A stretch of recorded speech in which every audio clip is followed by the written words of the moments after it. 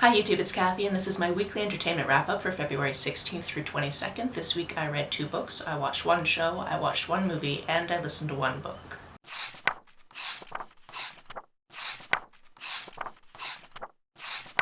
Greetings and good morning again from the Frogmore Pub, which is a tiny pub in a family member's backyard. I am sitting at the one and only table because it seems to be the best place in here to film at this point. And the sun actually came out. I expected it to be raining all day, so I'm excited that I actually get to film in the pub because when it's raining, it's a little bit loud because we've got a tin roof situation going on.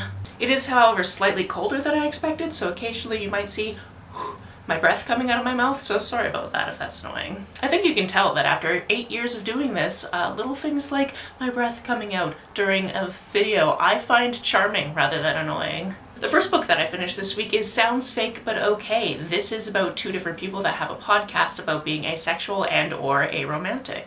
Well, it's not specifically about the podcast, but it does reference the podcast a fair amount. Essentially, these 2 girls met in college and they both had realizations that they're either on the aro and or a spectrum, and they started talking about that. This book goes through different terminology and different experiences they've had and different realizations they've come to, and it also includes other people's realizations as well in these little snippets that you get from different people from around the aro ace world. I thought this was a pretty decent resource and it went by fairly quickly, so if you're looking for something like very small, very easily digestible to just tip your toes into figuring out what is asexuality and what is aromanticism, then this is definitely one that's worth picking up. The other book I read with my eyeballs is The 3 Lives of Kate K. This one is told in such an interesting way because it's basically told as though it's a memoir of a real person, but other people who are around for different life events actually chime in their 2 cents as to what was going on, which is just such an interesting idea. The setup for this is Kate K is the pen name of this very famous author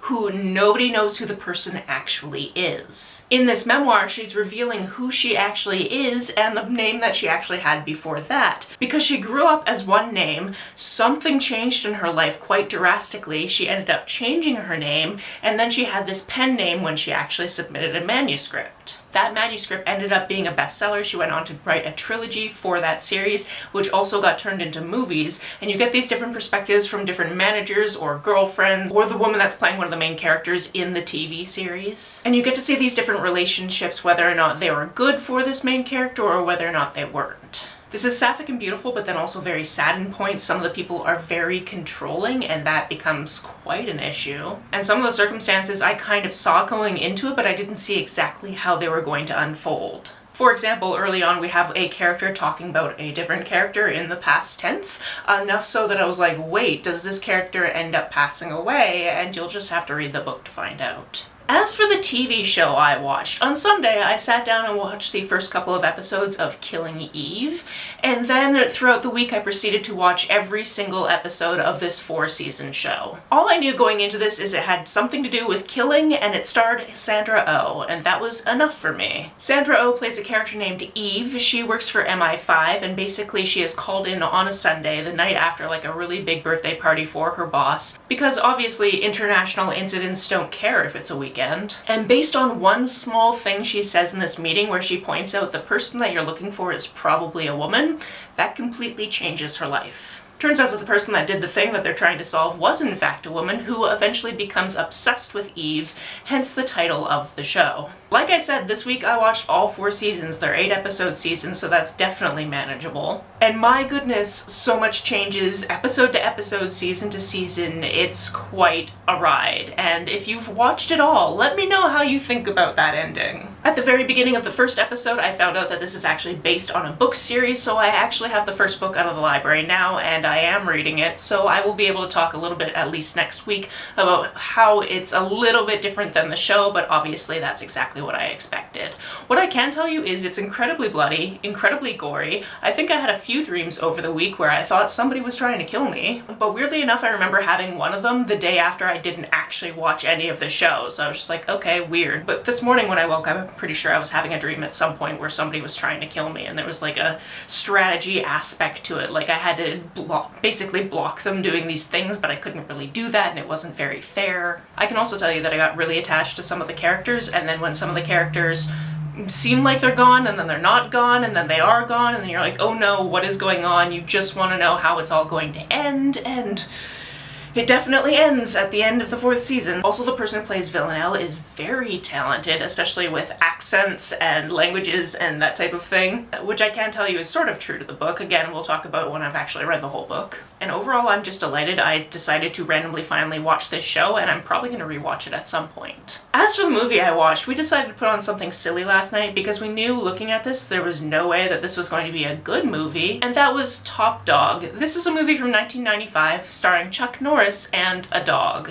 Essentially, at the beginning of this, we have an older detective named Lou, and he is partnered with this dog named Reno, and it's basically a buddy cop situation where they're going around, they're exploring, they're trying to figure out different crime things, and then, because you know how this format goes, someone kills Lou, and now Reno is paired with Chuck Norris's character. All I can say is I sincerely hope when they wrote this movie 30 years ago that they thought that using a certain political party that nobody wants to talk about, and I don't think you can actually say on YouTube, as kind of the big bad guy wouldn't be so relevant 30 years later, and yet here we are. Essentially, the big bad in this one is basically bringing together all of the different racist groups that happen to rally around being white. And this movie is as badly written as you expect, but in kind of a fun way, where you can tell what's gonna happen, and then when it does, you kind of feel vindicated in you figuring it out. Also, I watched a lot of Walker, Texas Ranger growing up, so in my brain I was just like, you know, a roundhouse kick done 3 times on camera because that's just what happened in every single show, and then it actually happened a couple of seconds after I mentioned it while watching this movie, and I laughed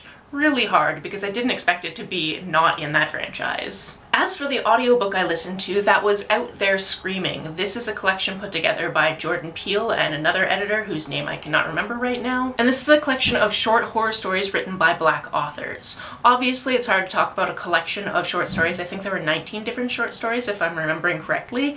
But what I can tell you is you get a wide variety of different horror-based elements. You get situational things, you get different things where you think that characters are one way and then they completely switch, and then you realize that you're following a completely different type of character, and then you get even more invested and interested. They're also written in a variety of style. For example, the last one is written like a stage script. And all I can say is I'm really glad that this was keeping me company on my drive here yesterday, because it was not a great drive. It was raining very, very much. I had to put my windshield wipers onto the 3rd setting, which I've never used before, so thank you to this book for keeping me company during that situation. That's it for this week. If you've read, watched, or listened to any of these, let me know about it down in the comments below. On the way down to the comments, if you hit that subscribe button, that would be very nice of you. If you don't feel like leaving a comment but want to make sure that I know you were here, just leave me an emoji or a smiley face if you happen to be on your keyboard. Some people have asked if there's a way to financially support this channel, so I set up a Ko-fi account, which is a digital tipping service. The link for that, as always, is down below. You can like and share this as you see fit, and I will see you very soon. Bye!